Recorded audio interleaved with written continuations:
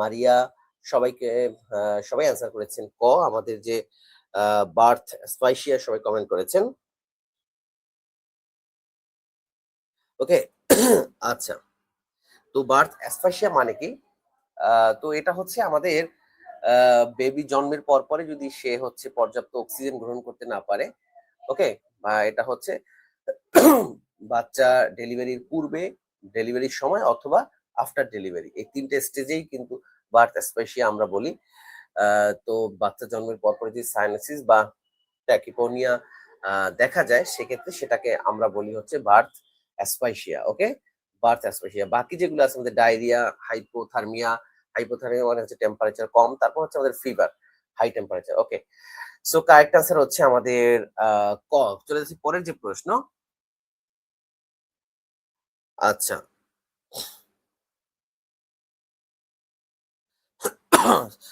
So emergency আমাদের operation যেটা EOC আছে, এর উদ্দেশ্য কি? ইওসির উদ্দেশ্য কি আমাদের সবাই একটু জানিয়ে দিবেন।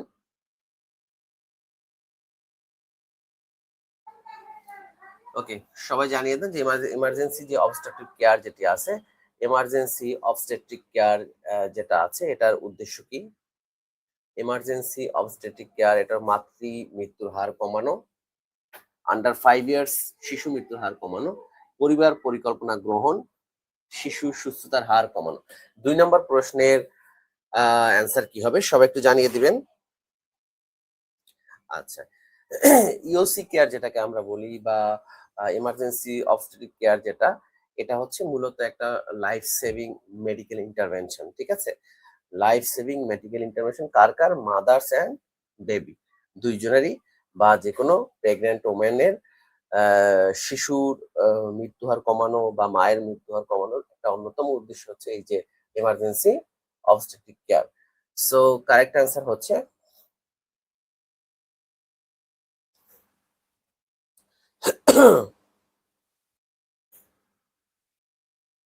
তো সবাই কারেক্ট আনসার দিয়ে থাকেন।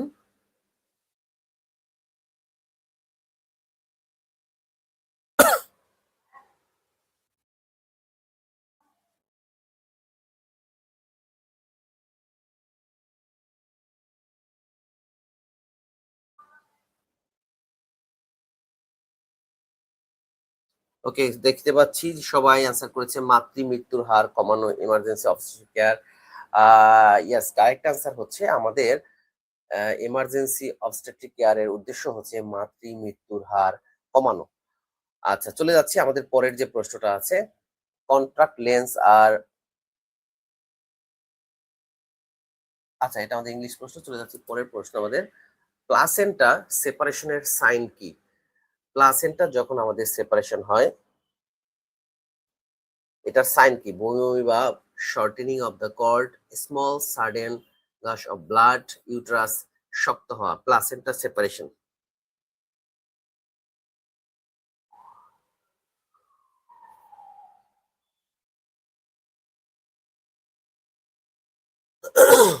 আচ্ছা, তো এখান থেকে কিন্তু পরীক্ষা আর একটা প্রশ্ন আসতে পারে যে প্লাসেন্টা ডেলিভারি হয় কোন স্টেজে, লেবারের কোন স্টেজে প্লাসেন্টা সেপারেশন হয় বা প্লাসেন্টা ডেলিভারি হয়। তারপরে পরীক্ষা আসতে পারে যে ক্রাউনিং, ক্রাউনিং কোন স্টেজে হয়ে থাকে। সো লেবার নিয়ে কিন্তু আপনাদের পরীক্ষায় প্রশ্ন অনেকগুলো আসতে পারে, কেমন? আচ্ছা, তারপর ফার্স্ট স্টেজ অফ লেবারের যে মেইনলি কি হয়ে থাকে। তো ফার্স্ট স্টেজে যেটা হয় সেটা হচ্ছে মূলত আমাদের যে ইউটেরাস ডাইলেটেশন হয়। সেকেন্ড স্টেজে হচ্ছে আমাদের ক্রাউনিং হয়। ক্রাউনিং মানে হচ্ছে বাচ্চার মাথা বা হেড বের হয়ে আসে। থার্ড স্টেজে হচ্ছে আমাদের প্লাসেন্টা সেপারেশন বা প্লাসেন্টা ডেলিভারি। ওকে, আচ্ছা, সো প্লাসেন্টা সেপারেশনের সাইন কি কি সবাই জানিয়ে দেন। 4 এর কারেক্ট আনসার কি হবে? 4 নম্বরের কারেক্ট আনসার কি হবে সবাই জানিয়ে দিবেন। 4 এর small sudden gush of blood.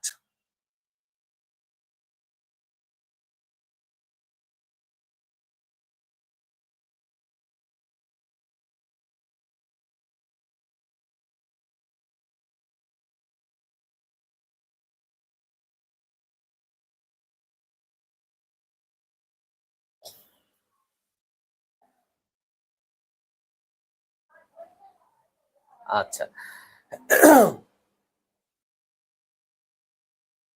Yes, correct answer হচ্ছে আমাদের প্লাসেন্টা সেপারেশনের যে সাইনটা, সেটা হচ্ছে আমাদের স্মল সার্টেন গাশ অফ ব্লাড। এটা হচ্ছে একটা ক্লাসিক্যাল সাইন। পরীক্ষায় কিন্তু এটাও প্রশ্ন আসতে পারে যে প্লাসেন্টা সেপারেশনের ক্লাসিক্যাল সাইন কোনটি? ওকে, প্লাসেন্টাল সেপারেশনের ক্লাসিক্যাল সাইন কোনটি?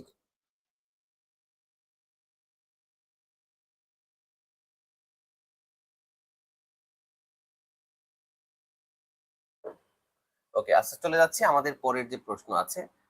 পরের যে প্রশ্ন আছে, পরের প্রশ্নে আমরা চলে যাচ্ছি ৫ নম্বর। কোন বয়সে মা হওয়া ঝুঁকিপূর্ণ? কোন বয়সে মা হওয়া ঝুঁকিপূর্ণ? সবাই জানিয়ে দেবেন।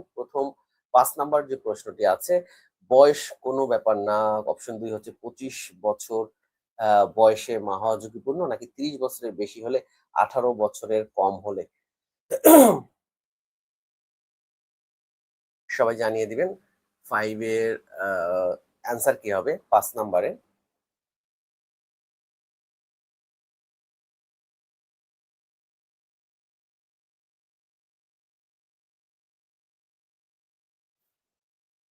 ইয়েস, ৫ এর ডি হচ্ছে আমাদের কোন বয়সে মা হওয়া ঝুঁকিপূর্ণ?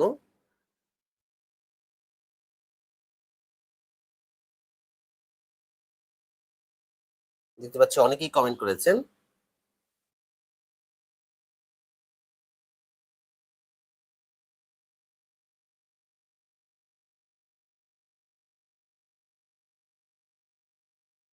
ওকে।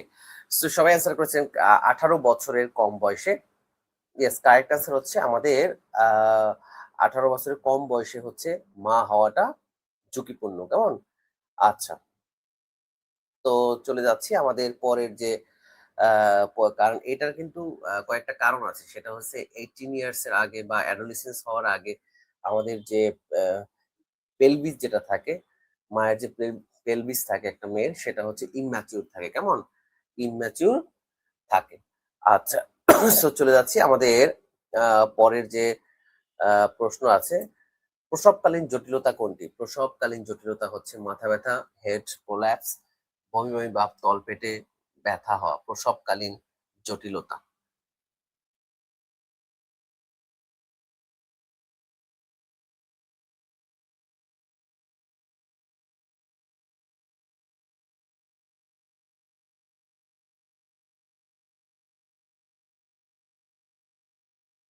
ওকে, ৬ এর সবাই অ্যান্সার করেছে। আমাদের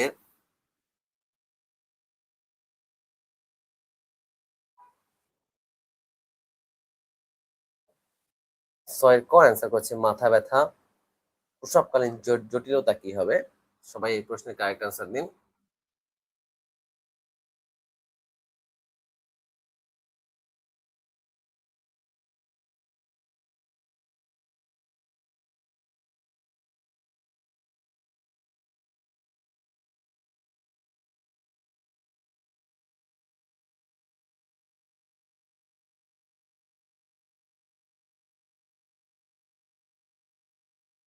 সো ৬ এর কারেক্ট অ্যান্সার হচ্ছে আমাদের প্রসবকালীন যে জটিলতাটি মূলত হয়ে থাকে।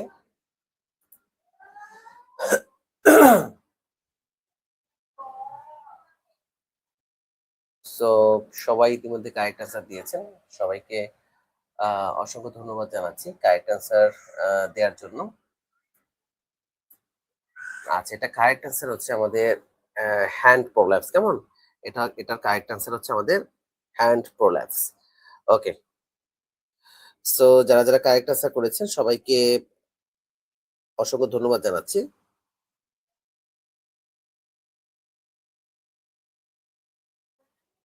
আচ্ছা, চলে যাচ্ছি আমাদের পরের যে প্রশ্ন আছে। গর্ভাবস্থায় টিটেনাস টক্সয়েড ভ্যাকসিনের ডোজ কয়টি? গর্ভাবস্থায় আমাদের কেয়া দাস কমেন্ট করেছে আমাদের আ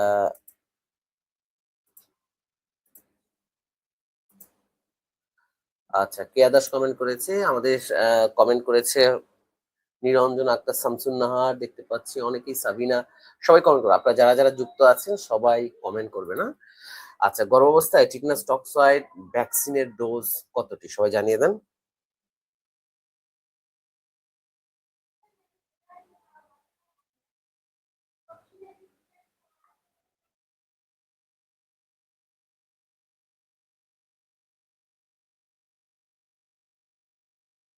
শিরিন আক্তার ডিএমসিএস কমেন্ট করেছে 7 বি গর্ভাবস্থায় আমাদের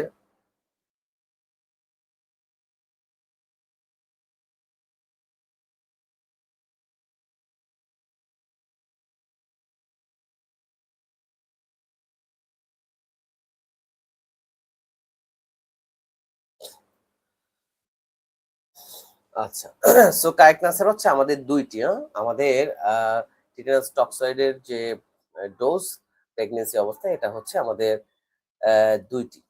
আচ্ছা তো হচ্ছে আমাদের এটার ফার্স্ট ডোজ হচ্ছে আমাদের 16 থেকে 20 সপ্তাহ। এটার পরীক্ষা আসতে পারে যে গর্ভাবস্থায় প্রথম টিটি ডোজ কত সপ্তাহে দিতে হয়, এটা হচ্ছে 16 থেকে 20 সপ্তাহের মধ্যে। অ্যান্ড সেকেন্ড যে ডোজটা আছে এটা হচ্ছে প্রথম ডোজের 4 সপ্তাহ পরে, কমপক্ষে 4 সপ্তাহ পরে এটা কিন্তু পরীক্ষায় প্রশ্ন আসতে পারে। আচ্ছা সো চলে যাচ্ছি আমাদের পরের যে প্রশ্ন আছে।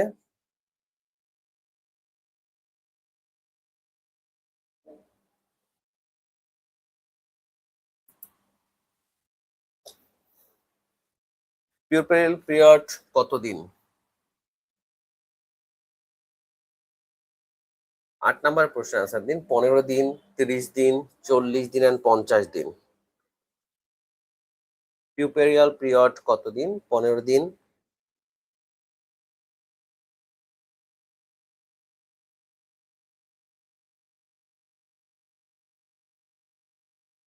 ওকে, পরীক্ষা কিন্তু আসতে পারে যে পিউরপেরিয়াল পিরিয়ড ডিউরেশন কতদিন।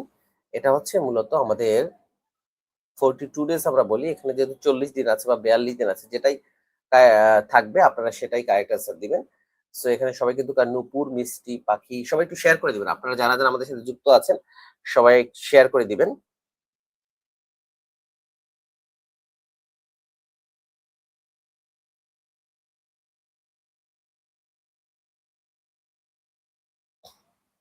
আচ্ছা তো মূলত যদি উইকস থাকে সেক্ষেত্রে হচ্ছে 6 উইকস হবে, যে পিরিয়ড হচ্ছে 6 উইকস অথবা 42 দিন।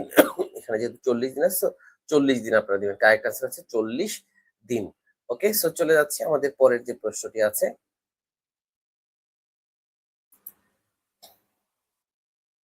পিএইচ এর মান দ্বারা পানিতে কিসের পরিমাণ করা হয়? পিএইচ, ওকে, এটা পিএইচ মানে হচ্ছে যে পটেনশিয়ালিটি অফ হাইড্রোজেন, কেমন, যে হাইড্রোজেনের পরিমাণ কেমন থাকে, এর মান দ্বারা পানিতে কিসের পরিমাণ? হাইড্রোজেন। পিএইচ মানে হচ্ছে হাইড্রোজেন। সো 9-এর যে কারেক্ট আনসারটি হবে 9-এর যে কারেক্ট আনসারটি হবে সেটা হচ্ছে মূলত আমাদের হাইড্রোজেন। ঠিক আছে, ওকে। সো যারা যারা আমাদের সাথে যুক্ত আছেন সবাইকে অসংখ্য ধন্যবাদ জানাচ্ছি। পিএইচ মানে হচ্ছে পটেনশিয়ালিটি অফ হাইড্রোজেন। এখন ব্লাডের পিএইচ কত, এটা কিন্তু পরীক্ষায় আসে প্রায়, কে কে জানেন?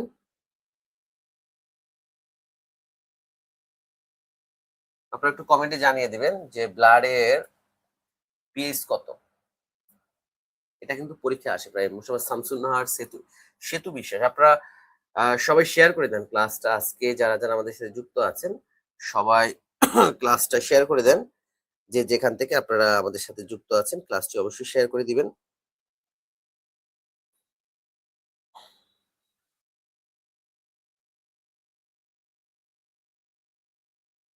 হ্যাঁ, ব্লাডের পিএইচ আছে 7.5, আমাদের 7.5। সালমা সরকার বলছে 7.5।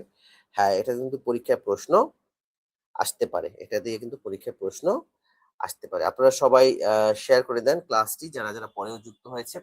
H2 হচ্ছে আমাদের পানির সংকেত, আণবিক সংকেত হচ্ছে 7.35 থেকে 7.45। হচ্ছে মোহাম্মদ শামসুন্নাহর বলছে 7.35 থেকে 7.45। ওকে, পানির পিএইচ 7.35 থেকে 7.45। ওকে, সো চলে যাচ্ছি আমাদের পরের যে প্রশ্ন আছে।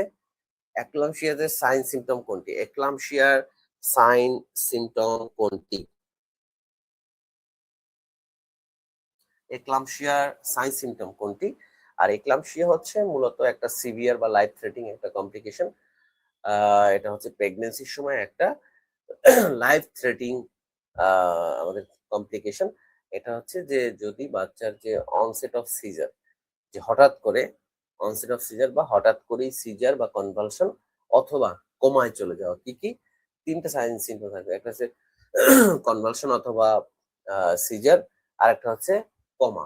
এই কোমায় চলে যাওয়াটাও কিন্তু হচ্ছে আমাদের এই এক্লাম্পসিয়ার একটা সাইন সিম্পটম। ওকে, সো এক্লাম্পসিয়ার সাইন সিম্পটম কোনটি? খিঁচুনি, জন্ডিস, ইপিগ্যাস্ট্রিক পেইন, রক্তক্ষরণ। ওকে, আপনারা বুঝতে পারছেন কিনা সবাই জানিয়ে দিবেন। ওকে, সবাইকে অসংখ্য ধন্যবাদ জানাচ্ছি যারা যারা আমাদের সাথে যুক্ত হয়েছেন আজকের এই ক্লাসে। তো এখান থেকে কিন্তু পরীক্ষায় অনেকগুলো প্রশ্ন আসবে। আপনারা যারা যারা মিডওয়াইফ আছেন বা মিডওয়াইফ যারা প্রস্তুতি নিচ্ছেন শীঘ্রই কিন্তু সার্কুলার হবে। আর এখানে মিডওয়াইফারি টেকনিক্যালে কিন্তু 40 মার্ক। মিডওয়াইফারি টেকনিক্যালে হচ্ছে আপনাদের মোট 40 মার্ক, এটা বুঝতে হবে। সো 40 এর মধ্যে যদি আপনি 40 পান বা 38 পান, তাহলে কিন্তু ওইদিকে আপনার হচ্ছে যে বাকি 40 পাইলেই ওখান থেকে সর্বোচ্চ নাম্বার পাবে না। সবাই ট্রাই করবেন যে প্রিলিতে 70 মার্ক পাওয়া যায়। কারণ অনেকে ভাবে যে প্রিলিমিনারিতে হয়তো আ 50 মার্ক পেলেই হয়ে যাবে। কিন্তু আদৌ না। 50 মার্ক পেলে আপনি কাট মার্ক বা পাস করতে পারবেন কোনমতে। কিন্তু হচ্ছে আপনি চাকরি পাওয়ার সম্ভাবনা কম থাকবে। সো আপনার উচিত হচ্ছে প্রিলিতে কমপক্ষে ৭০ থেকে ৭৫ পাওয়া। সেক্ষেত্রে হাইয়েস্ট, কারণ যেহেতু টোটাল মার্কস কাউন্ট করেই হচ্ছে আপনার চাকরিটা নিশ্চিত হবে। সো প্রিলিতে সর্বোচ্চ নাম্বার পেতে হবে। সো এটার ১১ কারেক্ট আনসার হচ্ছে আমাদের ক, খিঁচুনি। চলে যাচ্ছি পরের প্রশ্ন। আবগার স্কোরের সাইন কোনটি? আবগার স্কোরের সাইন নবজাতকের ওজন, জ্বর বা কাশি, হার্ট রেট, পানি শূন্যতা।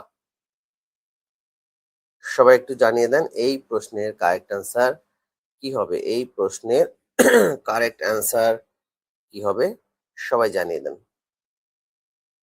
আবগার স্কোরের সাইন কোনটি?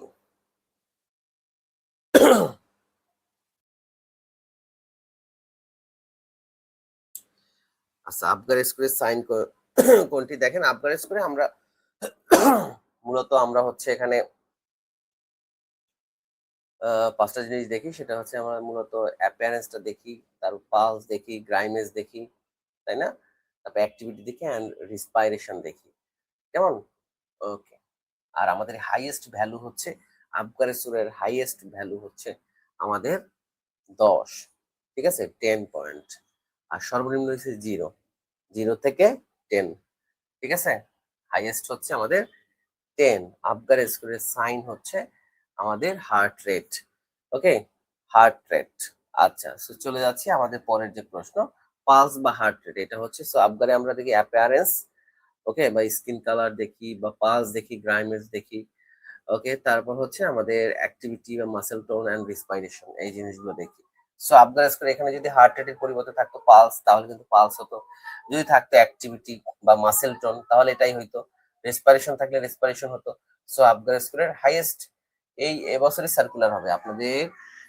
আমাদের রানী কমেন্ট করছে, পারুল রানী, যে ভাই এই বছর সার্কুলার, এবছরই, এমনকি আগামী মাসে হতে পারে সার্কুলারটা, আপনাদের আগামী মাসে হওয়ার সম্ভাবনাটা অনেক বেশি। আদর্শ আবগার স্কোরের রেঞ্জ কত? আদর্শ আবগার স্কোর মানে হাইয়েস্ট রেঞ্জ কত? আদর্শ আবগার স্কোর তো বুঝছো, যত হাইয়েস্ট থাকবে তত ভালো। সো ১৩ নম্বরের কারেক্ট আনসার কি হবে? সবাই জানিয়ে দেন। ১৩ কারেক্ট আনসার কি হবে?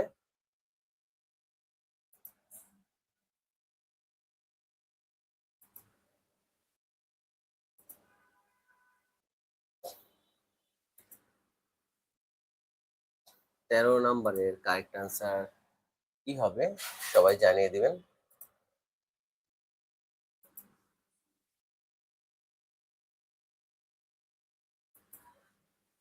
১৩ এই আনসার করছে ৯ থেকে ১০। হ্যাঁ, এটা হচ্ছে ৯ থেকে ১০। আর যদি বলি যে আপগ্রেডের রেঞ্জ কত, সেটা হচ্ছে কিন্তু 0 থেকে আমাদের 10, 0 টু 10। সো মিডওয়াইফারি নিয়োগ কিন্তু এবছরই হবে। সো প্রতিদিন পড়তে হবে আপনাকে। বিকজ অফ এটা একটা কম্পিটিটিভ এক্সাম। বাংলাদেশে প্রায় ১২,০০০ রেজিস্টার্ড মিডওয়াইফ এ পর্যন্ত বের হইছে।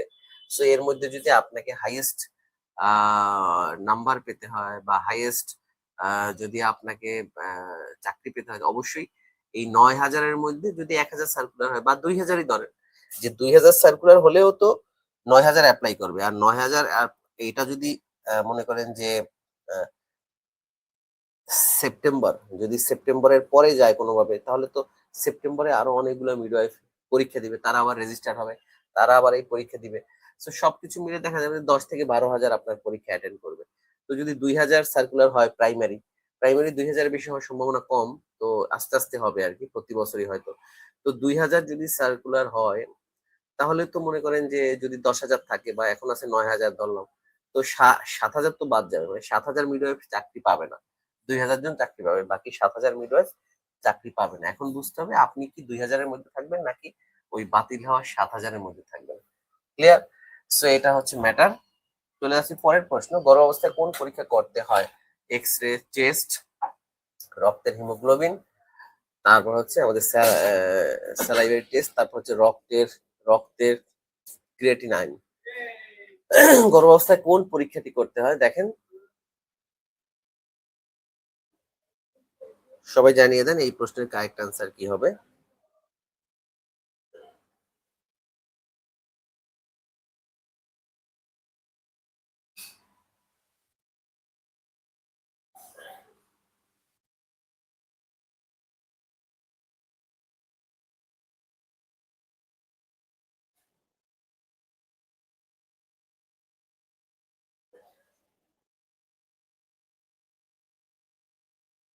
ওকে, কারেক্ট আনসার হিমোগ্লোবিন। কারণ হচ্ছে প্রেগন্যান্সির সময় কিন্তু হচ্ছে তার অ্যানিমিয়া হতে পারে, তাই না? কারণ তার অ্যানিমিয়া হতে পারে।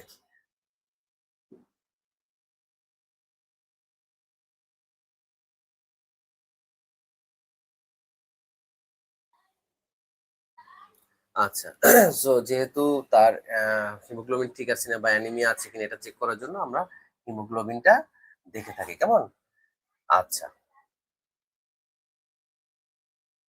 কারণ হচ্ছে এই এখন হতে পারে যে প্রেগনেন্সির সময় কেন কমন এই যে হিমোগ্লোবিনটা চেক করা বা অ্যানিমিয়া হওয়াটা, কারণ হচ্ছে তার শরীরে ব্লাডের ভলিউমটা বেড়ে যায় বা ভলিউম বেড়ে যায়, তার শরীরে হচ্ছে ব্লাডের ভলিউম বেড়ে যায়। এই কারণে হচ্ছে ব্লাডের ভলিউম বেড়ে গেলে তো ব্লাডের ভলিউম বাড়লে তার হিমোগ্লোবিন বাড়বে না, তাই না? এই জন্য হিমোগ্লোবিন আর আহ, যে decrease number of haemoglobin is called হচ্ছে অ্যানিমিয়া। অ্যানিমিয়া কাকে বলে? যখন হিমোগ্লোবিনের পরিমাণ কমে যাবে, ঠিক আছে? আচ্ছা, তো এই জন্য কি করতে হয় যে প্রেগনেন্সির সময় বেশি বেশি আয়রন ও ভিটামিন এটা খেতে হয়, যেটা রেড ব্লাড সেল বাড়ায়। ওকে, আচ্ছা। সো এই জন্য আমাদের কি ফলিক অ্যাসিড খেতে হয়, তাই না? বেশি বেশি ফলিক অ্যাসিড বা ফোলেট, ভিটামিন বি 12 এটা খেতে হয়। এখন পরীক্ষা আসতে পারে যে নিজের কোনটি প্রেগনেন্সির সময় বেশি কোন ভিটামিনটি খেতে হয়, সেটা হচ্ছে আমাদের ফলিক অ্যাসিড, তারপর হচ্ছে আমাদের ফলিক, তারপর ভিটামিন বি 12 এটা বেশি বেশি খেতে হয়। আচ্ছা, তারপর হচ্ছে আমাদের চলে যাচ্ছি পরের যে প্রশ্নটি আছে। আমাদের পরের প্রশ্ন দেখেন, পার্টোগ্রাফের অংশ কোনটি? পার্টোগ্রাফের অংশ কোনটি? সবাই একটু জানিয়ে দেবেন প্লিজ, পার্টোগ্রাফের অংশ কোনটি?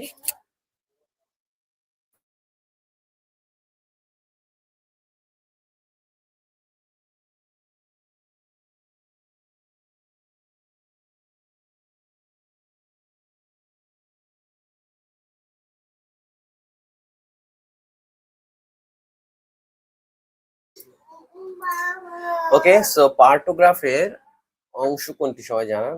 রক্ত ক্ষরণ পরিমাপ, তারপর হচ্ছে ফিটাসের হার্ট রেট, তারপর মায়ের পুষ্টি দেখা, ওসবের স্থান নির্ধারণ।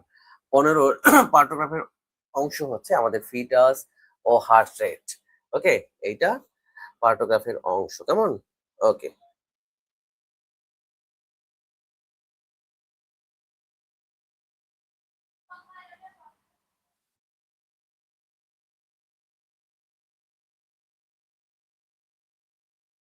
ওকে। সো সবাই কারেক্ট আনসার দিয়েছেন, সবাইকে অসংখ্য ধন্যবাদ জানাচ্ছি। যারা যারা কারেক্ট আনসার করেছেন সবাইকে অসংখ্য ধন্যবাদ জানাচ্ছি। আচ্ছা, আর কখন হচ্ছে আমরা পার্টোগ্রাফটা শুরু করি সেটা হচ্ছে অ্যাক্টিভ ফেজ অফ লেবারের যখন অ্যাক্টিভ ফেজে একদম মা চলে যায় তখন হচ্ছে আমরা পার্টোগ্রাফটা শুরু করি, কেমন? ওকে, এই ফোনটা রিসিভ করতে। আচ্ছা, সো আমাদের পরের যে প্রশ্ন আছে, চলে যাচ্ছি পরের প্রশ্নে। গর্ভাবস্থায় চেক আপের জন্য কোনটি করা উচিত? গর্ভাবস্থায় চেক আপের জন্য কোনটি করা উচিত?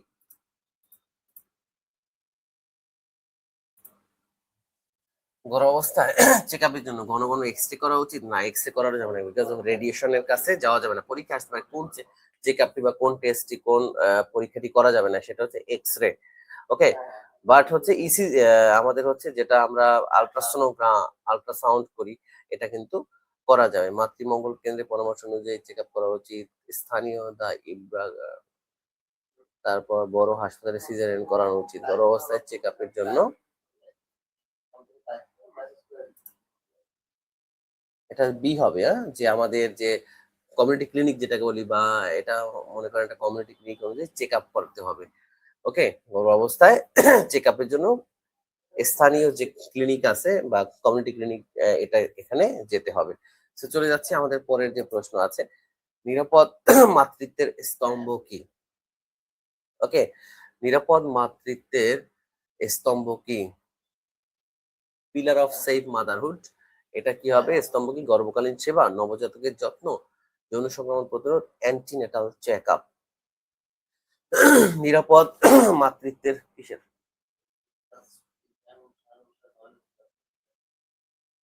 আচ্ছা, নিরাপদ মাতৃত্বের স্তম্ভ কি? 17 কারেক্ট আনসার কি হবে সবাই জানিয়ে দিবেন।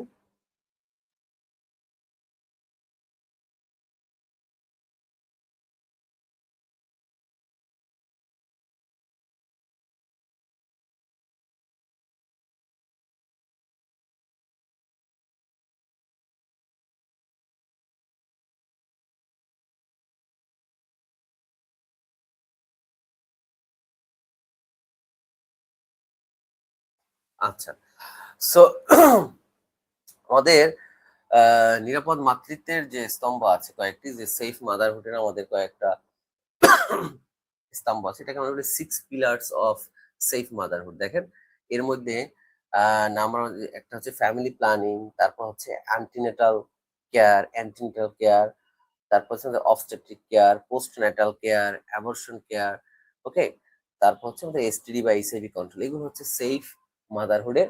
আপনাদের কিন্তু লিখিত পরীক্ষা আসতে পারে এই প্রশ্নটা, যে যে নিরাপদ মাতৃত্বের স্তম্ভ কয়টি ও কি কি? কয়টি? 6টি। সো এর মধ্যে নাম্বার হচ্ছে আমাদের যে অ্যান্টিনেটাল যে চেকআপ বা অ্যান্টিনেটাল কেয়ার যেটা, এটা ঠিক আছে। ওকে, সো আমাদের এই 17 নাম্বার যে প্রশ্নটি আছে, এই 17 নম্বর প্রশ্নের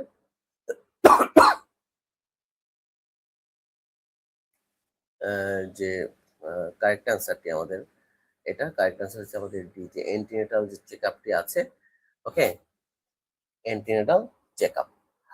ওকে, আর এটা কিন্তু পরীক্ষা অবশ্যই আপনাদের পরীক্ষায় পড়তে হবে খুব ভালো করে, যে নিরাপদ মাতৃত্বের স্তম্ভ কয়টি ও কি কি? 6টি। নিরাপদ মাতৃত্বের স্তম্ভ হচ্ছে 6টি। নিরাপদ মাতৃত্বের স্তম্ভ হচ্ছে 6টি। এটাও কিন্তু পরীক্ষা আসতে পারে। কতটি? চলে যাচ্ছি পরের যে প্রশ্ন। IUCD intra uterine contraceptive device কাদের দেওয়া হয়? যাদের ইউটেরাস আছে, যাদের পিরিয়ড স্বাভাবিক ও নিয়মিত, যাদের কোনো সন্তান নেই এবং যাদের ক্যান্সার আছে। আইইউসিডি কাদের দেওয়া হয়?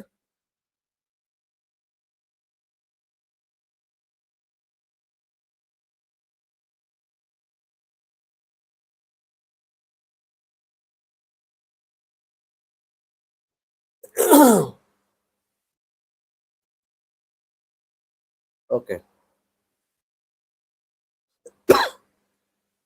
18 কারেক্ট অ্যান্সার কি হবে সবাই জানিয়ে দিবেন।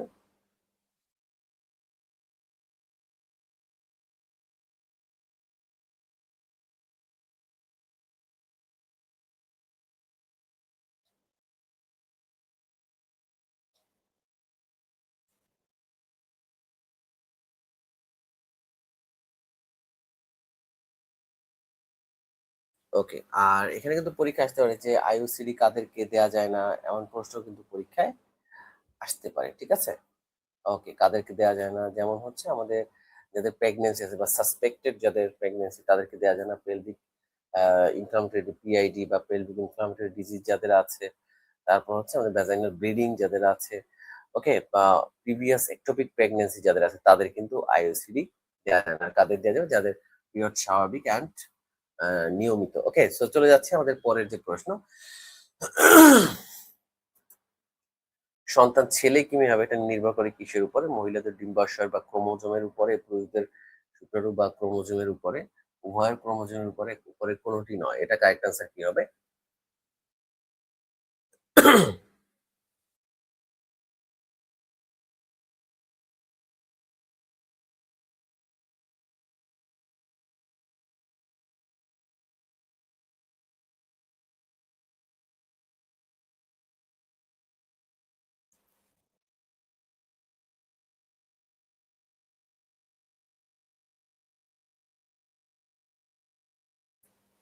ওকে, সো সবাই এই প্রশ্নের সবাই কারেক্ট অ্যান্সার দিন।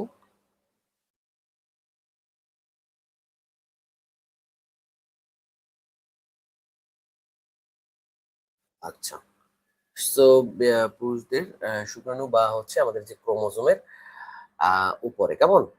আচ্ছা, বিকজ অফ হচ্ছে যে ফিমেলদের যে ক্রোমোজোম সেটা হচ্ছে আমাদের ওয়াই অ্যান্ড মেলদের যে ক্রোমোজোম সেটা হচ্ছে আমাদের যে একজোড়া যে আমাদের সেক্স ক্রোমোজোম থাকে এখানে হচ্ছে আমাদের এক্স এবং ওয়াই দুইটাই আছে, কেমন?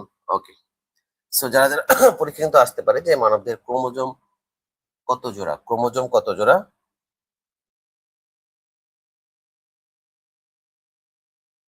এটা কিন্তু পরীক্ষা আসতে পারে, ক্রোমোজোম কত জোড়া সবাই জানিয়ে দেন।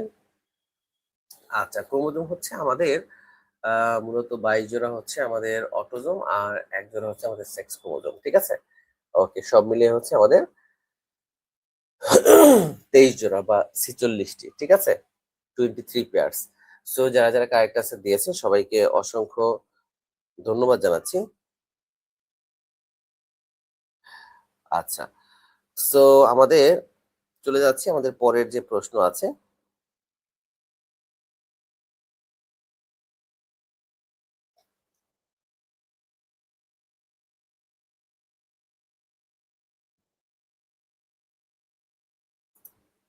গর্ভাবস্থায় ক্ষতিকর কোনটি? এক্স-রে, স্বাভাবিক হাঁটাচলা, রান্নাবান্না করা, আয়রন বড়ি খাওয়া। ক্ষতিকর কোনটি? স্বাভাবিক।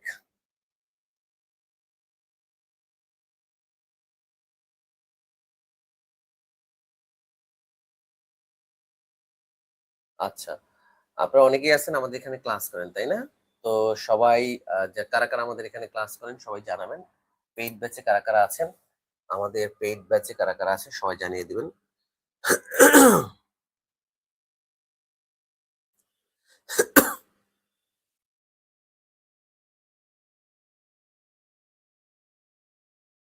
দেখতে পাচ্ছি অনেকেই আমাদের সাথে কিন্তু যুক্ত আছেন এই মুহূর্তে। সো গর্ভাবস্থায় এক্স-রে যেটা আছে, এক্স-রেটা হচ্ছে যেহেতু এটা রেডিয়েশন, তো এইটা হচ্ছে আমাদের গর্ভাবস্থার জন্য ক্ষতিকর। কেমন? ওকে, চলে যাচ্ছি পরের যে প্রশ্ন। প্লাসেন্টা ম্যানুয়ালি রিমুভ করার জন্য কি প্রয়োজন? প্লাসেন্টা যদি ম্যানুয়ালি রিমুভ করার জন্য কি প্রয়োজন? Spinal anaesthesia, local anaesthesia, catheterisation, control cord traction, কোনটা প্রয়োজন? সবাই কিভাবে ভর্তি হবো? আপনারা যারা ভর্তি হবেন নিচে যে নাম্বার আছে এটা আমার নাম্বার। এই নাম্বারে যোগাযোগ করবেন। আর আপনাদের কিন্তু গতবার একটা নোটিশ সবাই দেখেছেন যে ৯৭৪টি মিডওয়াইফ পদ সৃষ্টি হয়েছে। সো এটা কিন্তু খুবই একটা গুড সাইন, ওকে, আপনাদের জন্য। বিকজ অফ হচ্ছে শীঘ্রই কিন্তু একটা সার্কুলার হচ্ছে মিডওয়াইফদের, নার্সদের আগেও হচ্ছে যে মিডওয়াইফারি সার্কুলার হবে। সো এটা কিন্তু একটা গুড সাইন।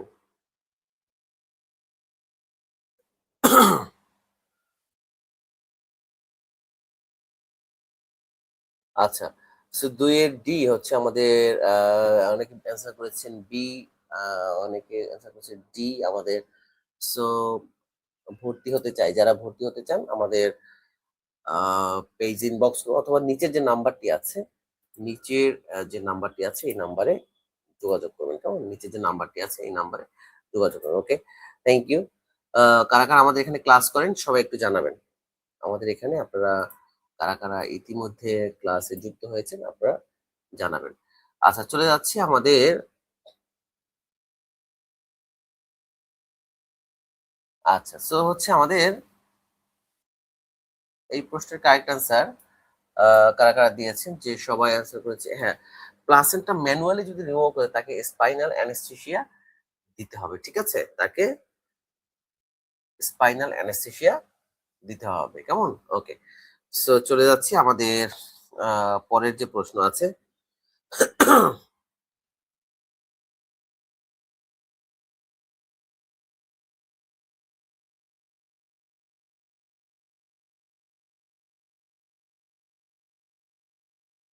চলে যাচ্ছি আমাদের পরের যে প্রশ্ন।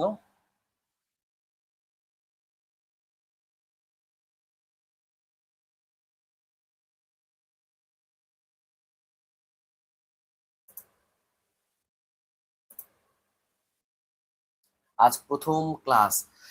পেইড ব্যাচের ক্লাস তো আজকে শেষ হয়ে গেছে অলরেডি। এটা হচ্ছে আমাদের ওপেন ক্লাস সবার জন্য। তো আপনারা যারা আমাদের সাথে যুক্ত হতে চাচ্ছেন বা স্পেশাল ব্যাচে, যেহেতু সামনে একটা সার্কুলার হচ্ছে, সো এই 6 মান্থ যদি আপনি খুব ভালোভাবে প্রপার ইউটিলাইজ করেন, আপনার চাকরি কিন্তু নিশ্চিত।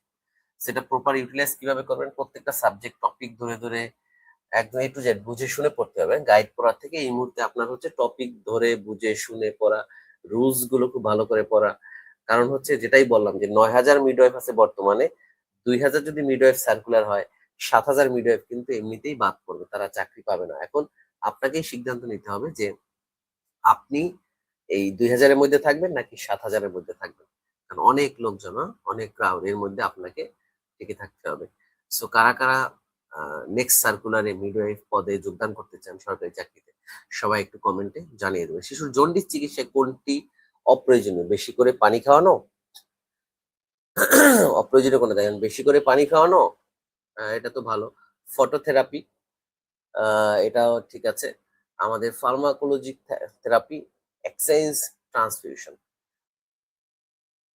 শিশুর জন্ডিস, জন্ডিস চিকিৎসায়, ওকে।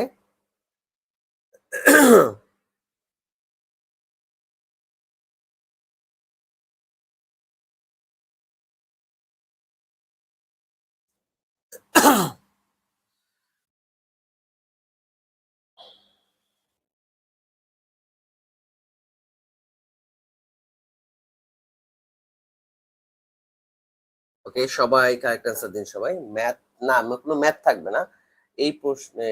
আপনাদের প্রিলি পরীক্ষায় কোনো ম্যাথ আসবে না, কেমন? প্রিলি পরীক্ষায় কোনো ম্যাথ আসবে না, প্রিলি পরীক্ষাতে কোনো ম্যাথ থাকে না, ঠিক আছে? আচ্ছা, তো হচ্ছে আমাদের এই যে আমাদের শিশুর যদি জন্ডিস হয়, এর চিকিৎসায় করে আমরা ফার্মাকোলজিক থেরাপি এটাও দিয়ে থাকি, ফটোথেরাপি এটাও দিয়ে থাকি। বেশি করে পানি বা ব্রেস্ট ফিডিং এটাও ঠিক আছে। শুধু এক্সচেঞ্জ ট্রান্সফিউশন এটা হবে না, ঠিক আছে?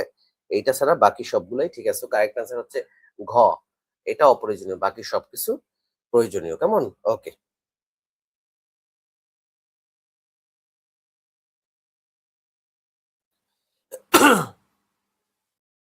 ওকে, সো চলে যাচ্ছি আমাদের পরের যে প্রশ্ন আছে।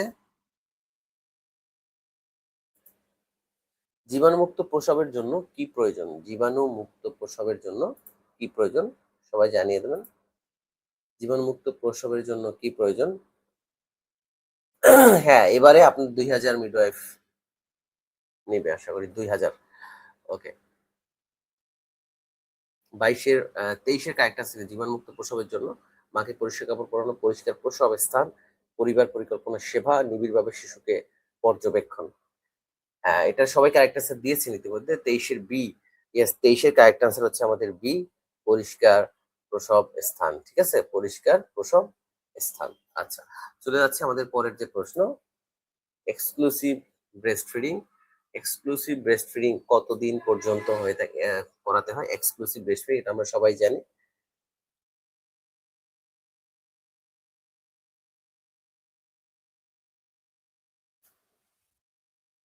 ওকে, এক্সক্লুসিভ ব্রেস্ট ফিডিং কিন্তু পরীক্ষায় প্রশ্ন আসতে পারে। হুম।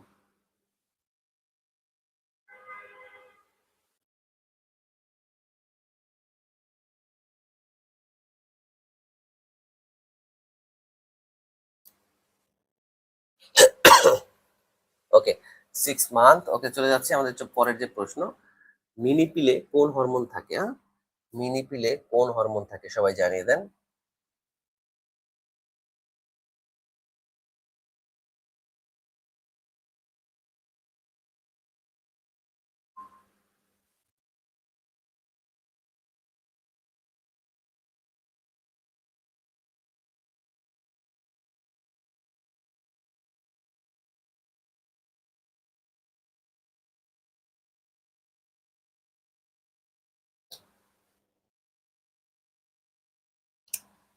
ওকে, একটা হচ্ছে আমাদের যে কন্ট্রাসেপটিভ যে পিল আছে, একটা হচ্ছে আমাদের কম্বাইন্ড পিল, যেটাতে ইস্ট্রোজেন প্রজেস্টেরন দুইটাই থাকে। একটা হচ্ছে মিনি পিল।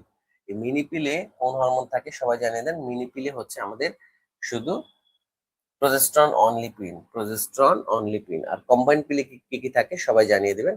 আর পরীক্ষায় একটা প্রশ্ন আসে যে ব্রেস্ট ফিডিং মায়েদের জন্য কোনটি আহ, আহ, কোন পিলটি খেতে হয় বা খাওয়া যায়, ওকে, বা কোন পিলটি রিকমেন্ড করে, এটা একটু জানিয়ে দেন সবাই। মিনি পিলে কোন হরমোন থাকে? মিনি পিল হচ্ছে প্রজেস্টেরন অনলি পিল, আর কম্বাইন্ড পিল হচ্ছে ইস্ট্রোজেন অ্যান্ড প্রজেস্টেরন। আচ্ছা,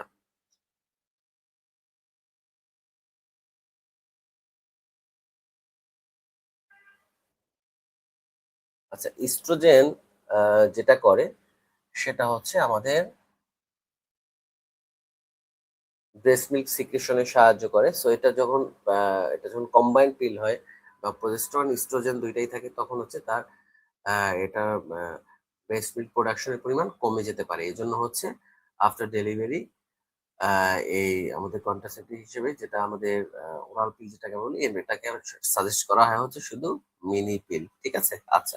সো চলে যাচ্ছি আমাদের পরের যে প্রশ্নটি আছে। নিউরোলজি নিউরোলজি বলতে আমরা কি বুঝি? হার্ট হার্ট হচ্ছে আমাদের কার্ডিওলজি। দেখেন, হার্ট হচ্ছে কার্ডিওলজি, ওকে। হরমোন হচ্ছে এন্ড্রোক্রাইনোলজি। হরমোন হচ্ছে কোনটা? হরমোন হচ্ছে কোনটা? এন্ডোক্রাইনোলজি। নার্ভাস সিস্টেম হচ্ছে আমাদের, এটাও হ্যাঁ, সি কারেক্ট আছে যে সি সবাই, নিউরোলজি। আর ব্লাডের হচ্ছে আমাদের হেমাটোলজি। ঠিক আছে। কম্বাইন্ড পিল হচ্ছে ইস্ট্রোজেন অ্যান্ড প্রজেস্টেরন।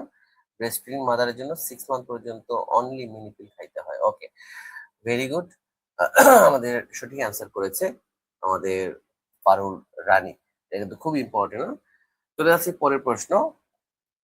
আমাদের সেক্সুয়াল ট্রান্সমিটেড ডিজিজ কোনটি? Syphilis, diphtheria, diabetes and cancer.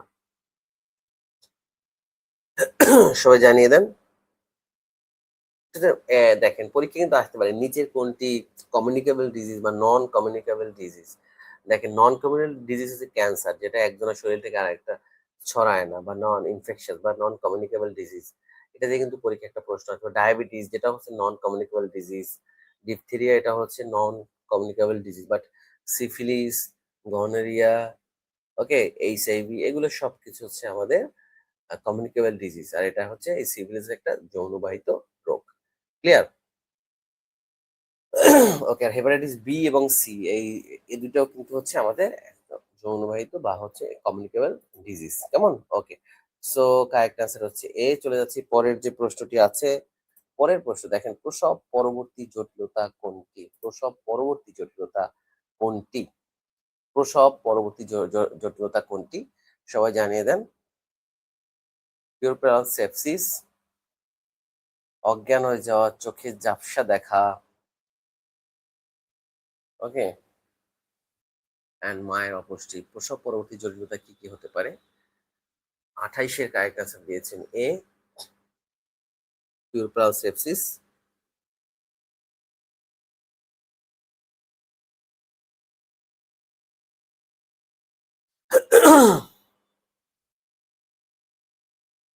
আচ্ছা, পিউরপ্যারাল সেপসিস কি? এটা হচ্ছে এটা একটা আসলে একটা লাইফ থ্রেটিং কন্ডিশন। এটা হচ্ছে যে তার যে রিপ্রোডাক্টিভ ট্র্যাক বা রিপ্রোডাক্টিভ সিস্টেমে হচ্ছে তার রিপ্রোডাক্টিভ ট্র্যাক যদি ইনফেকশন হয়, কেমন? ওকে, এটা হচ্ছে 42 দিন পর্যন্ত হতে পারে। কত দিনের মধ্যে? 42 দিনের মধ্যে। ঠিক আছে।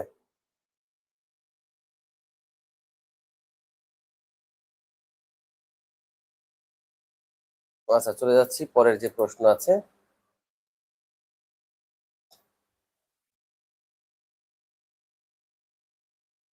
গর্ভকালীন সময় বিপদ চিহ্ন কোনটি?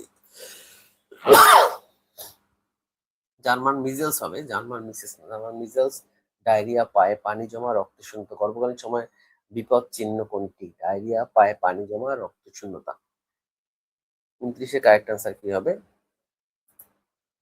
সবাই জানিয়ে দেবেন।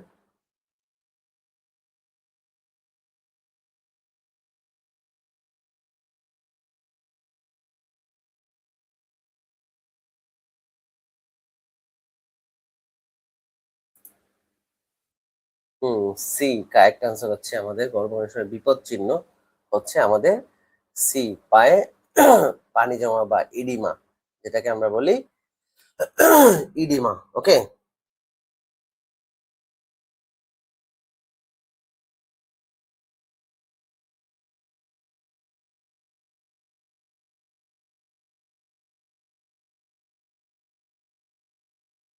আচ্ছা চলে যাচ্ছে আমাদের এখানে আরো কিছু হচ্ছে আমাদের কিন্তু ডেঞ্জার সাইন আছে এখানে কিন্তু পরীক্ষায়, অন্যগুলোও থাকতে পারে, অন্য যেগুলো আমাদের আছে, যেমন হচ্ছে তার যদি হয় যে ব্লাড অফ ভিশন, তাই না, চোখে ঝাপসা দেখা। ওকে, আচ্ছা, তারপর হচ্ছে পেইন, প্রস্রাব করার সময় যদি জ্বালা পোড়া হয় বা ইউটিআই এর যে সিমটম আছে এইটা যদি হয়। ওকে, আচ্ছা, তারপর হচ্ছে যে প্রেগন্যান্সির সময় যে বিপদ চিহ্নগুলো আছে বা ডেঞ্জার সাইন অফ প্রেগন্যান্সি যেগুলো আছে, এর মধ্যে আরেকটা হচ্ছে বাচ্চার নাড়াচাড়া কমে যাওয়া, যেটাকে আমরা বলি যে decrease level of baby movement, বেবির অ্যাক্টিভিটি যদি কমে যায়। তারপর যদি জ্বর হয়, এটাও একটা আমাদের বিপদ চিহ্ন সাইন। ওকে, তারপর আনইউজুয়াল যদি হচ্ছে যে ভ্যাজাইনাল ডিসচার্জ। ওকে, এইটা অ্যাবডোমিনাল পেইন, এটাও হচ্ছে একটা বিপদ চিহ্ন। তারপর হচ্ছে আমাদের আহ মাথা ব্যথা, অত্যাধিক মাথা ব্যথা যদি থাকে, এটাও হচ্ছে একটা ডেঞ্জার সাইন। তারপর হচ্ছে নসিয়া ভমিটিং, এটা যদি সিভিয়ার নসিয়া ভমিটিং হয়, এটা একটা ডেঞ্জার সাইন। ওকে, এগুলো হচ্ছে ভ্যাজাইনাল ব্লিডিং এবং হচ্ছে আমাদের এই যে পানি জমা, যে যেটা বলি আমাদের ইডিমা। ওকে, লোয়ার এক্সট্রিমিটিতে যদি আমাদের ইডিমা থাকে। ওকে, আচ্ছা, সো যারা যারা কারেক্ট অ্যান্সার করেছে সবাইকে অসংখ্য ধন্যবাদ। আর আমরা পড়ানোর সময় একটু ডিটেলস পড়ানোর চেষ্টা করি, যাতে এখান থেকে অন্য কোনো ঘুরে যদি অন্য কোনো প্রশ্ন আসে, এটা যাতে আপনি পারেন পরীক্ষায়।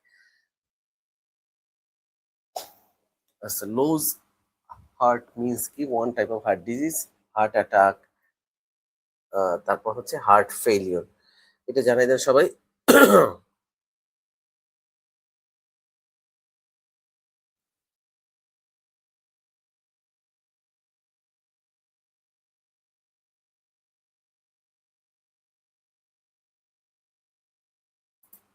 আচ্ছা, এটা আমরা একটু স্কিপ করব, বিকজ অফ হচ্ছে এটা হচ্ছে আমাদের একটা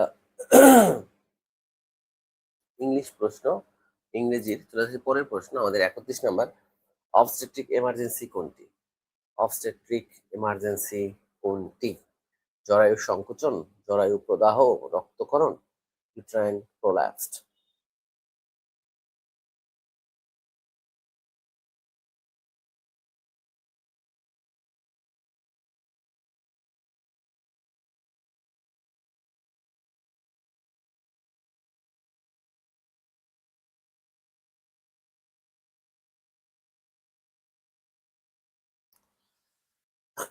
একত্রিশে কারেক্ট আছে কি? অবস্টেট্রিক এমার্জেন্সি জরায়ু প্রদাহ, তারপর হচ্ছে জরায়ু সংকোচন, রক্তক্ষরণ। 30-এর কারেক্ট আনসার কি হবে সবাই জানিয়ে দেন। হ্যাঁ, এটা কারেক্ট আনসার হচ্ছে আমাদের ইউট্রাইন কোল্যাপসড। ওকে, সো কারেক্ট আনসার হচ্ছে ডি। সবাই চলে যাচ্ছি পরের যে প্রশ্নটি আছে, ইপিসিওটমি দেওয়া হয় কেন? ইপিসিওটমি দেওয়া হয় কেন? পেরিনিয়াম ছিঁড়ে যাওয়া থেকে রক্ষা করতে, ক্যাথেটার করতে সুবিধা করতে, প্লাসেন্টা দ্রুত আলাদা হবে তাই রক্তক্ষরণ দ্রুত বন্ধ হয়। ওকে, আমাদের 32-এর আনসার, দ্রুত সবাই 32 আনসার করুন। Question number 32। আচ্ছা, আর মিডওয়াইফ নিয়োগ প্রস্তুতির আমাদের এখন থেকে আপনাকে কিন্তু কমপক্ষে দিনে 4 থেকে 5 ঘন্টা বা 2 থেকে 3 ঘন্টা আপনারা শুরু করবেন অল্প অল্প করে। প্রথমে 2 ঘন্টা পড়বেন প্রথম দিন, বা প্রথম দিন 1 ঘন্টা পড়বেন, পরের দিন 1.5 ঘন্টা, পরে 2 ঘন্টা, এভাবে বাড়ানো। যেহেতু অনেক বড় একটা নিয়োগে হবে মোটামুটি, এখানে একটা চাকরি করার একটা সুযোগ থাকবে। আর কারা কারা চাকরি পেতে চাচ্ছেন সবাই একটু জানিয়ে দিবেন। কারা কারা মানে চাকরির প্রস্তুতি, খুব ভালো একটা প্রস্তুতির মাধ্যমে হচ্ছে কারা কারা এই নিয়োগেই সরকারি চাকরি পেতে যাচ্ছেন, বা এই ধরনের কমিটমেন্ট বা এই ধরনের কমিটমেন্ট কারা কারা করতে চান, সবাই একটু কমেন্টে জানিয়ে দেবেন যে এই নিয়োগে আপনাকে চাকরি পেতেই হবে। কেমন? এমন কারা কারা আছে সবাই একটু কমেন্টে জানিয়ে দিবেন। ৩২ হ্যাঁ, পেরিনিয়াম ছিঁড়ে যাওয়া থেকে রক্ষা করতে। চলে যাচ্ছি পরের প্রশ্ন। গর্ভাবস্থায় মাকে ঝুঁকিপূর্ণ মা হিসেবে শনাক্তকরণের সাইন কি? গর্ভাবস্থায় মাকে ঝুঁকিপূর্ণ মা হিসেবে যা শনাক্তকরণের সাইন হচ্ছে কোনটা? উচ্চ রক্তচাপ, সর্দি কাশি, ডায়রিয়া, শ্বাসকষ্ট। আচ্ছা, এখন হচ্ছে আপনার যেহেতু হাতে সময় আছে, আপনি ধরেই নেন যে হাতে আপনার 6 মান্থ একটা সময় পাবেন। এই সময়ে আপনি হচ্ছে আপনাকে মনে করতে হবে শুধুমাত্র অনেকে আমাদেরকে বলে ফোন দিয়ে যে সে হচ্ছে শুধু প্রিলিতে পাস করে কিন্তু লিখিততে পাস করে না। এটা কিন্তু একটা অন্যতম একটা কারণ হচ্ছে গাইড মুখস্থ করা। শুধুমাত্র গাইড মুখস্থ করলে আপনি রিটেনে পারবেন না। আপনাকে আমরা যেটা দেখেছি সেটা হচ্ছে যে প্রিলিমিনারি এবং লিখিত পরীক্ষায় প্রায় 90% আমাদের সিমিলারিটি আছে। মানে প্রিলি এবং লিখিততে 90% প্রায় সেম। আপনি প্রিলি প্রস্তুতি যদি আপনি ভালো করে নেন, লিখিত পরীক্ষার 90% এই প্রিলির মাধ্যমেই হয়ে যাবে। বাট এই জায়গায় কিন্তু আমরা অনেকটা মিস্টেক করি।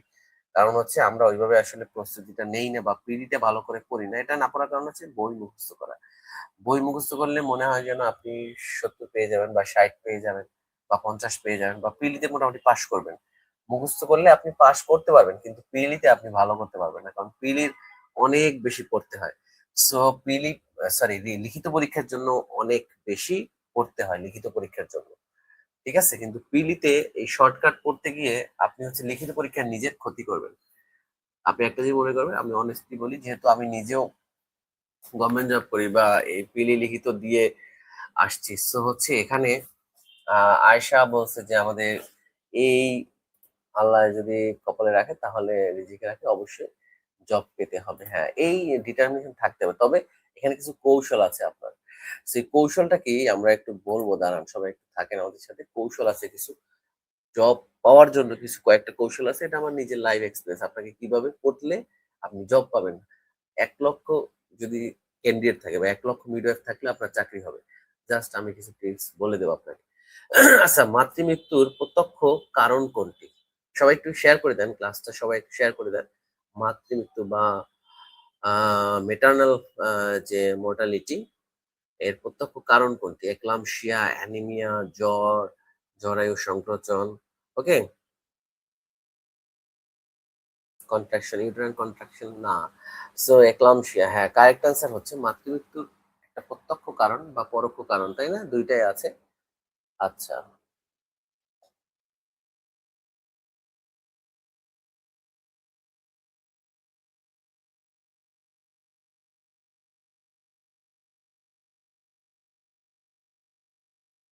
ওকে, সো আপনারা কে কোথা থেকে আমাদের সাথে যুক্ত আছেন সবাই জানিয়ে দিবেন প্লিজ। আ আর হচ্ছে আপনারা ঠিকমতো দেখতে পাচ্ছি কি এটাও একটু জানাবেন। আর হচ্ছে মাতৃমৃত্যুর প্রত্যক্ষ কারণ কোনটি? সবাই জানিয়ে দেন। মাতৃমৃত্যু হ্যাঁ, সবাই অ্যান্সার করেছেন যে এটা হচ্ছে একলামশিয়া। হ্যাঁ, এটা কারেক্ট অ্যান্সার হচ্ছে আমাদের একলামশিয়া। আচ্ছা, তো আমরা আ আ যে চাকরি পাওয়ার যে কৌশল সেটা যেটা বললাম, সেটা নাম্বার 1 হচ্ছে আপনাকে প্রিলিতে খুব ভালো করে পড়তে হবে। আচ্ছা, মানুষের শরীরে সবচেয়ে বৃহৎ গ্রন্থি কোনটি? বৃক্ক। বৃক্ক মানে হচ্ছে আমাদের কিডনি। ওকে? বৃক্ক মানে হচ্ছে কিডনি। পিটুইটারি, যকৃত, আ থাইরয়েড। ওকে? আচ্ছা, তো আপনাকে জব পাওয়ার জন্য এখন থেকে যেটা করবেন যেহেতু হাতে সময় আছে, প্রিলিতে খুব ভালো করে পড়বেন। মানে আগে আপনি গাইড হচ্ছে আপনার সবসময় প্র্যাকটিসের পার্ট। আপনি গাইড হচ্ছে প্র্যাকটিসের পার্ট। কারণ গাইডে হচ্ছে ইম্পোর্টেন্ট কোয়েশ্চেন গুলো রাখা হয়। ওকে? বাট হচ্ছে এটা হচ্ছে একটা আইসবার্গের মতো। গাইড হচ্ছে একটা আইসবার্গ। এটা আইসবার্গ, তাই না? আপনারা দেখছেন না সবাই? Iceberg theory? আইসবার্গ থিওরি জানেন তো সবাই? সেটা হচ্ছে ওই যে টাইটানিক জাহাজ যেটা ডুবছিল আইসবার্গের কারণে। তো আপনারা হচ্ছে আইসবার্গের মাথায় যে জিনিসটা থাকে, এটা হচ্ছে আমাদের যে প্রমিনেন্ট যে সাইন সিম্পটম গুলো আছে। আইসবার্গ থিওরি সবাই জানেন তো? যে একটা রোগীর বা একটা রোগের আইসবার্গ থিওরি হচ্ছে যে আমরা রোগের হচ্ছে খুব অল্প পরিমাণ হচ্ছে দেখতে পাই বা বুঝতে পারি। বাট তার হচ্ছে বিশালতা হচ্ছে অনেক বড়, যেটা হচ্ছে নিচে থাকে বা যেটা আমরা হিডেন থাকে, যেটা আমরা কখনো দেখতে পাই। সো এই প্রস্তুতিটা এমনই আর কি, একটা আইসবার্গের মতো। যে প্রিলি জবের প্রস্তুতি হচ্ছে একটা আইসবার্গের মতো। আপনি মনে হয় যেন আসলে ছোট, আসলে ছোট না, অনেক বড়। পরীক্ষার হলে গেলেই বোঝা যায় যে আসলে এটার পড়ালেখাটা কত বেশি। সো যেটা করবেন, ১ম এ হচ্ছে আপনাকে প্রত্যেকটা টপিক ধরে, ধরে বিস্তারিত পড়তে হবে। যেমন আপনি বাংলায় ধরেন যে বাংলা সেকেন্ড পার্টে আপনি কারক পড়লেন বা সমাস পড়লেন। এই সমাসের প্রত্যেকটা টাইপস একদম সূত্র সহকারে পড়বেন। যাতে করে হচ্ছে আপনি যেখান থেকেই প্রশ্ন আসুক আপনি যাতে অ্যান্সার করতে পারেন। যেখান থেকেই প্রশ্ন আসুক আপনি যাতে অ্যান্সার করতে পারেন। তারপর হচ্ছে ইংলিশে মনে করেন আপনি রাইট ফর্ম অফ ভার্বস দিয়ে কমপক্ষে ২ টা প্রশ্ন আসবে। Right forms of verbs. এখন আপনি রাইট ফর্ম অফ ভার্বস এর ২০-৩০ টা সূত্র আছে। এই সূত্র মুখস্থ না করলে আপনি গাইডের ৫০ টা প্রশ্ন পড়লে এখান থেকে আসবে না। কারণ এগুলো সচরাচর রিপিট কোয়েশ্চেন হয় না।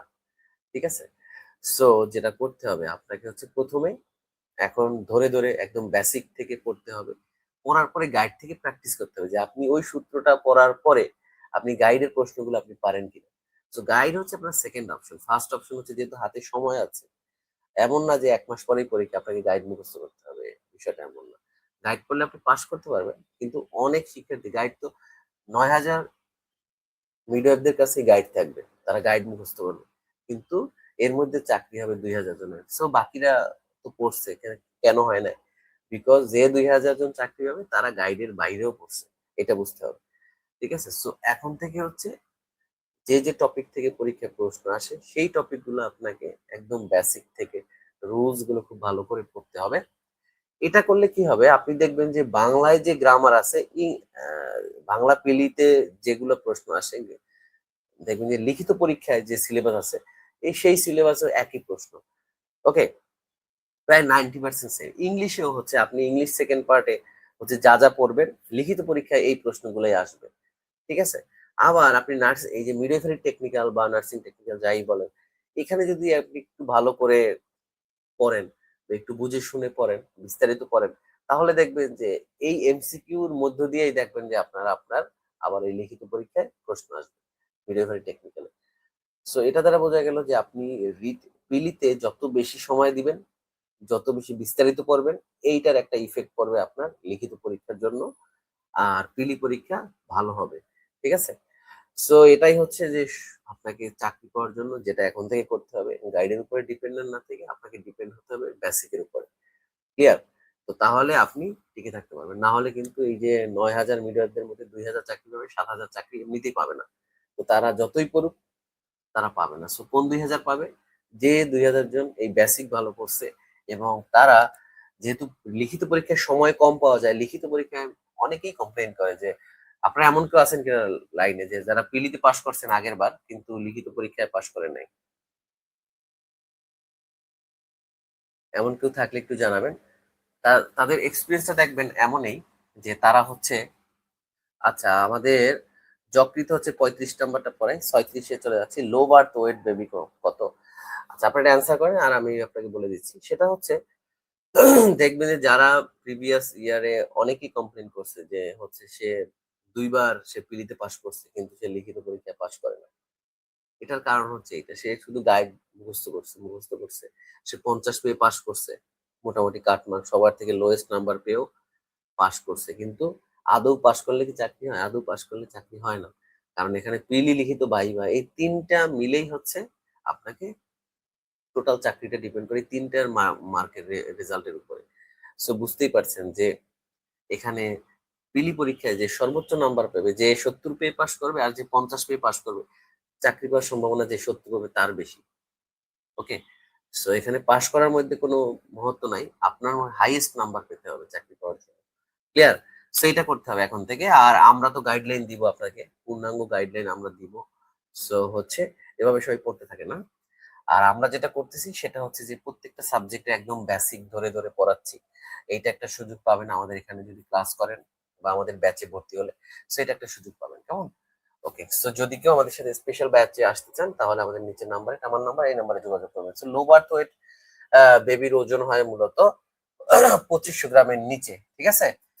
চলে যাচ্ছি পরের প্রশ্ন। নবজাতকের মৃত্যুর কারণ কি? হাইপোথার্মিয়া, অতিরিক্ত কান্না করা, অতিরিক্ত ঘুম, ARI, acute respiratory infection. Acute respiratory infection acute respiratory infection কি হতে পারে? রেসপিরেটরি ট্র্যাক্টের আমাদের যেমন নিউমোনিয়া হতে পারে, তাই না? নিউমোনিয়া একটা one of the major causes of আমাদের চাইল্ড মর্টালিটি। ওকে, আচ্ছা। সো এই যে নিউমোনিয়ার কয়েকটা কারণ আছে সেটা, এবং নিউমোনিয়া হচ্ছে আমাদের লোয়ার রেসপিরেটরি ট্র্যাক্টের একটা অংশ। নিউমোনিয়া কোথায় হয়? আমাদের লাংসে হয়। কোথায়? এটা লোয়ার রেসপিরেটরি ট্র্যাক্টের একটা ডিজিজ। পরীক্ষা আসতে পারে নিচের কোনটি লোয়ার রেসপিরেটরি ট্র্যাক্ট ইনফেকশন, সেটা হচ্ছে আমাদের নিউমোনিয়া। ঠিক আছে, ওকে। এখানে তিনটা সাইন দেখলেই বুঝবেন যে একটা বাচ্চার নিউমোনিয়া হয়েছে। নাম্বার ওয়ান হচ্ছে হাই ফিভার থাকবে। ওকে, হাই ফিভার থাকবে। আচ্ছা, তারপর হচ্ছে আপনার number two high fever. Number two হচ্ছে তার আমাদের চেস্ট এনড্রয়িং থাকবে। চেস্ট এনড্রয়িং, সে যখন শ্বাস নেবে তখন তার হচ্ছে চেস্টের ওখানে দেখবেন যে স্কিন ভিতরে ঢুকে যাচ্ছে, এটা চেস্ট এনড্রয়িং।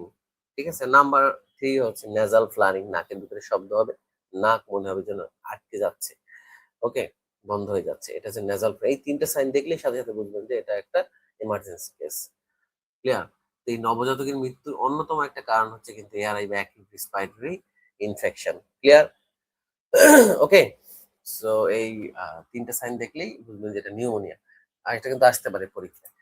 প্রসব পূর্বকালীন সেবা ন্যূনতম কয়টি? প্রসব পূর্বকালীন সেবা বা ভিজিট, তাই না? অ্যান্টিনেটাল ভিজিট যেটাকে আমরা বলি, পরীক্ষা আসতে পারে বিশ্ব স্বাস্থ্য সংস্থার গাইডলাইন অনুযায়ী প্রসব পূর্বকালীন ভিজিট বা সেবা কতটি? আর আজকে ক্লাসটি কেমন লাগছে সবাই একটু জানিয়ে দিবেন। আজকে ক্লাসটি কেমন লাগছে সেটা একটু সবাই কমেন্টে জানিয়ে দিবেন। আমরা আরেকটা প্রশ্ন পড়াবো 50 নম্বর পর্যন্ত, 4টি ভিজিট। হ্যাঁ, 4টি ভিজিট। চলে যাচ্ছি পরের যে প্রশ্ন। নবজাতকের কখন প্রিটার্ম বেবি বলে? নবজাতককে কখন প্রিটার্ম বেবি বলে? নবজাতককে কখন প্রিটার্ম বেবি বলে? প্রিটার্ম বেবি বলে 38 থেকে 40 সপ্তাহের ভিতরে জন্মগ্রহণ করলে, নাকি 37 থেকে 38 সপ্তাহের ভিতরে জন্মগ্রহণ করলে, 37 সপ্তাহের পূর্বে জন্মগ্রহণ করলে, 42 সপ্তাহ পূর্ণ হলে? প্রিটার্ম। 40-এর কারেক্ট আনসার কি হবে? সবাই কারেক্ট আনসার দেন। 40-এর কারেক্ট আনসার কি হবে?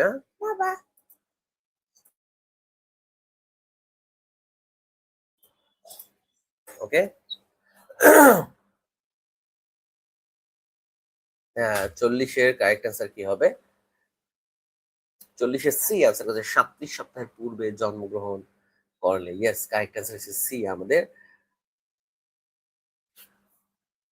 37 সপ্তাহের পূর্বে জন্মগ্রহণ করলে। এবং আরেকটা জিনিস আপনাকে বলে রাখি, সেটা হচ্ছে আপনাকে প্রিলিতে হাইয়েস্ট মার্ক পেতে হলে, অনেকে বলেন যে আসলে আপনি খুব অনেক বেশি পড়লেন বাট এটা কোনো, আপনি এটা যাচাই করতে পারলেন না, আপনি আসলে কি পড়লেন এটা আসলে কোনো নিজেকে যাচাই করতে পারলেন না। এই জন্য অনেক বেশি বেশি এক্সাম দিতে হবে, অনেক বেশি বেশি মডেল টেস্ট দিতে হবে, তারপরে আপনি বুঝবেন যে আপনার পড়ার ইফিকেসিটা কতটুকু। ইফিকেসি, ওকে। ইফিকেসি হচ্ছে কি, আপনারা তো ড্রাগের ইফিকেসি জানেন সবাই, ফার্মাকোলজি সবাই পড়ছেন তাই না? ইফিকেসি হচ্ছে একটা ওষুধের কত পার্সেন্ট তার শরীরে কাজে লাগে, ইফিকেসি। এটা হচ্ছে আপনি সারাদিন পড়লেন কিন্তু আপনি জানলেন না আপনি আসলে শিখতে পারছেন কিনা, বা পড়ছেন ঠিক আছে মানে এটা মাথায় আছে কিনা। এইটা বোঝার জন্য হচ্ছে আপনাকে এক্সাম দিতে হবে বেশি বেশি। আপনি যত বেশি মডেল টেস্ট দিবেন তত বেশি হচ্ছে আপনার মেমোরিটা শার্প হবে, বা আপনি নিজেকে নিজে জাস্টিফাই করতে পারবেন যে আমার পড়ার কারণে বা আমি এতটুকু পড়ার কারণে আমার এতটুকু ইমপ্রুভ হয়েছে। ওকে, আচ্ছা। এটা করতে হবে। আর ছোট ছোট ইম্পর্টেন্ট গুলো নোট করবেন। এই যে ছোট ছোট একটা এমসিকিউ, এটার সাথে আরো কিছু এমসিকিউ অ্যাড হতে পারে এই একই টপিক দিয়ে, এগুলো আপনারা হচ্ছে নিজেদের মতো করে নোট করে রাখবেন। ওকে, তাহলে আপনারা ভালো করতে পারবেন। সো আজকের মতো আমরা এখানে ক্লাসটা শেষ করব। অলরেডি আমাদের ক্লাসের 1 ঘন্টা 10 মিনিট প্রায় হয়ে গেছে। সো সবাইকে অসংখ্য ধন্যবাদ আমাদের সাথে যুক্ত হওয়ার জন্য। ক্লাসটি কেমন লাগছে সবাই একটু জানিয়ে দেন 1 মিনিটের মধ্যে ক্লাসটি ভালো লাগছে কিনা। তাহলে কালকে আবার আমরা ক্লাসে আসব। কালকে আমরা রাত 10টায় ক্লাস নিলে ভালো হয় কিনা সবাই জানান। আপনাদের ক্লাস রাত 10টায় হলে ভালো হয় কিনা সবাই জানিয়ে দেবেন। মিডওয়াইফারি নিয়োগের ক্লাসটা কালকে আমরা কোন সাবজেক্টের ক্লাস নিতে পারি, সাধারণ জ্ঞান নাকি মিডওয়াইফারি টেকনিক্যাল, এই দুটা ক্লাস তাহলে আমরা নিব। জানান রাত 10টায় ক্লাস নিব, 10টা থেকে 11টা। ওকে, এর মধ্যে আপনার হচ্ছে ক্লাসের মধ্যে আমরা কিছু টিপস বলে দেব, যেহেতু আমি নিজেও এখানে এই ফেজটা পার হয়ে আসছি, প্রিলিমিনারি লিখিত। সো আমি জানি যে কিভাবে পড়লে হচ্ছে আপনাদের জন্য ভালো হবে। আচ্ছা, সো কালকে রাত 10টায় আপনাকে অনেক ধন্যবাদ পারুল রানী, অসংখ্য ধন্যবাদ। রাত 10টায় ক্লাস করতে চান কে কে সবাই জানান, রাত 10টায় হলে ভালো হয় কিনা। রাত 10টা থেকে 11টা। মারিয়া বলছে আলহামদুলিল্লাহ। পারুল রানী বলছে অনেক অনেক ধন্যবাদ ভাইয়া, ধন্যবাদ আপনাকে ক্লাসে যুক্ত হওয়ার জন্য। ক্লাসটি কেমন লাগছে আপনাদের সেটা একটু জানিয়ে দেন। আর আমাদের সাথে প্রত্যেকটা ক্লাসে কালকে অনেক অনেক ধন্যবাদ ভাইয়া। নূপুর মিষ্টি আলহামদুলিল্লাহ অনেক ভালো। কাল 10টায় কে কে থাকবেন আমাদের সাথে ক্লাসে, কালকে আগামীকালকে রাত 10টায় জানিয়ে দিবেন। মারিয়া নৌশি আছে আমাদের সাথে, মেমো চাকমা আছে আমাদের সাথে, সেও কালকে থাকবে। সো সবাই চেষ্টা করবেন যে 10টায় প্রতিদিন রাত 10টায় আমাদের সাথে ক্লাসে অ্যাটেন্ড করার জন্য।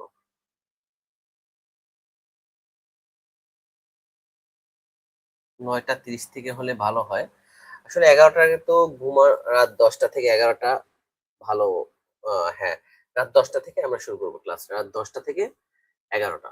আপনারা প্রতিদিন চেষ্টা করবেন যে এই টাইমে হচ্ছে আমাদের সাথে থাকার জন্য। আর কালকে জিকে ক্লাস নেব কিনা একটু জানান। সাধারণ জ্ঞানের উপর একটা ক্লাস নিলে আপনারা আমরা প্রত্যেকটা সাবজেক্ট একটা নিয়ে আপনাকে বুঝাবো যে আসলে কি কি জায়গা থেকে প্রশ্ন হতে পারে বা কিভাবে পড়তে হবে আপনাকে, ঠিক আছে। উম্মে মাহুয়া থাকবে, তাহমিদা জান্নাত থাকবে আগামীকালকে রাত 10টায়। সবাইকে অসংখ্য ধন্যবাদ জানাচ্ছি আমাদের সাথে থাকার জন্য। আর আপনারা যারা আমাদের স্পেশাল ব্যাচে যারা যুক্ত হতে চান, একটা একটা পূর্ণাঙ্গ গাইডলাইনের মধ্যে যারা যারা থাকতে চান, ক্লাস এক্সাম, যেমন আমরা প্রচুর মডেল টেস্ট, সপ্তাহে কমপক্ষে 4টা মডেল টেস্ট আমাদের এখানে দিতে হবে। এটাই বললাম যে আপনি চাইলে বাসায় বসেও মডেল টেস্ট দিতে পারেন। আর যদি চান যে না আপনি 100 জনের সাথে কম্পিট করবেন বা প্রতিটা প্রশ্ন 200 স্টুডেন্ট 200 মিডিয়ারদের সাথে দিবেন, এটা দিলে হচ্ছে আমাদের সাথে এক্সাম দিতে পারেন বা আমাদের সাথে ক্লাস করতে পারেন, ঠিক আছে। ওকে, তো সবাই ভালো থাকবেন, সুস্থ থাকবেন। আজকের মতো এখানেই বিদায় নিচ্ছি। কালকে দেখা হবে রাত 10টায়। আর মিডওয়াইফারি টেকনিক্যালের আমরা কিছু গুরুত্বপূর্ণ প্রশ্ন আমরা 500 গুরুত্বপূর্ণ প্রশ্ন আমরা পেজে দেওয়া আছে, বা আমাদের হোয়াটসঅ্যাপ গ্রুপে যারা যারা যুক্ত হতে চান আপনারা চাইলে আমাদের সাথে আমাদের যে হোয়াটসঅ্যাপ গ্রুপের লিঙ্কটা আমরা দিয়ে দিব। আপনারা চাইলে আমাদের এই হোয়াটসঅ্যাপ গ্রুপেও জয়েন হতে পারেন, কেমন। আমি হচ্ছে কমেন্টে আমাদের কমেন্টে হচ্ছে হোয়াটসঅ্যাপ গ্রুপের লিঙ্কটা দিয়ে দিচ্ছি। আপনারা হচ্ছে চাইলে সেখানে জয়েন হয়ে থাকতে পারেন এবং এখানে সকল আপডেট আপনারা পেয়ে যাবেন। আমি এখনই হচ্ছে এটা দিয়ে দিচ্ছি।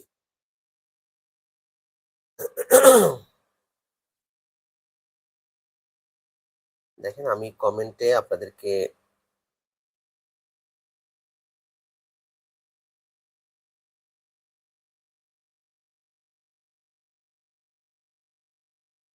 জি, আমি কমেন্টে দিয়ে দিচ্ছি সার্কুলার। হ্যাঁ, এই মাসে হবে, আমি থাকবো ইনশাআল্লাহ, নূপুর আছে আমাদের সাথে। হ্যাঁ, সবাই যুক্ত হয়ে যান আমাদের যে কমেন্টে দিয়ে দিলাম হোয়াটসঅ্যাপ গ্রুপের লিঙ্কটা, সেখানে আপনারা জয়েন হয়ে যাবেন। হ্যাঁ, সেখানে আমরা সকল আপডেট জানাবো। এক্সাম নিলে, হ্যাঁ আমরা এক্সাম নিব। এক্সাম যত বেশি দিবেন তত বেশি ভালো। আর সবচেয়ে ভালো হয় যে negative marking exam. Negative marking exam কারা কারা দিতে চান সেটা জানান। নেগেটিভ মার্কিং এক্সামটা শুধু আমাদের অ্যাপসে নিয়ে থাকি।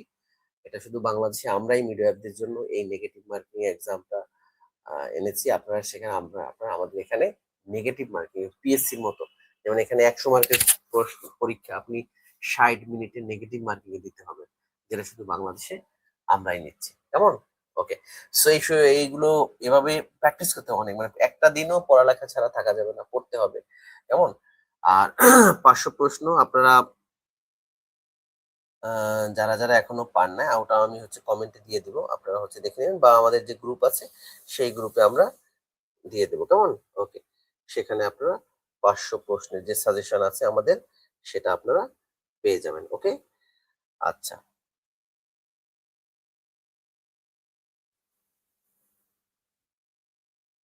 তো আমি কমেন্টে দিয়ে দিচ্ছি, দেখেন এই 500 প্রশ্ন